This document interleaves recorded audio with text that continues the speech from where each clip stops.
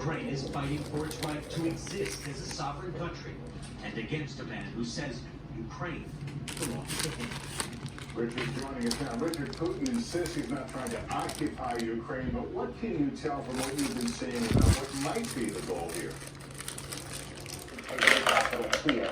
Punishment that the Ukrainian president and many by pilots. But tonight, notably not announcing what he wants, barring Russia from SWIFT. The security is called SWIFT, the International Banking System. Respectfully, sir, what more are you waiting for? The sanctions we imposed exceed SWIFT.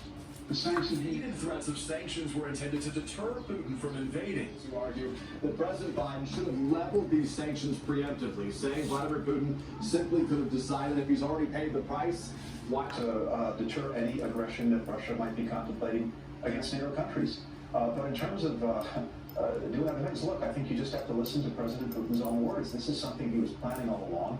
We made every possible effort to deter him, to dissuade him from taking this course. But clearly this has been something that he's planned for a long time, and it's much bigger than NATO. This is all about trying to get Ukraine. 15 to 20 cents a gallon more here because of the incursion, and that's just over the next 2 weeks. A war a little away, coming home to America's dinner plates and gas tanks.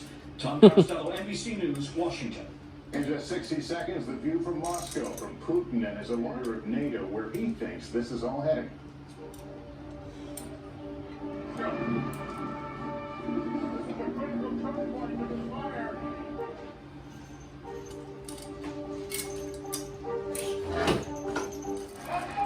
In more than 50 cities, according to an NGO. Vladimir Putin, President. The West ignored Russia. Russia has spoken, this man said. Then there's Tatiana and her 11-year-old daughter. Former Supreme Allied Commander of NATO and an NBC News analyst. Admiral, thank you for being with us. Can this bell be unrung, or has Putin done it again?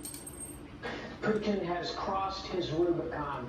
He will not be able to unrun the Ukrainians bravely fighting, from resistance forces in Ukraine if necessary, and we should do all we can to support Ukraine short of sending troops there to fight the battle themselves. But if he succeeds and occupies Ukraine, suddenly you have Russia or Russian satellites sitting on the border with NATO countries. How much concern does that bring you?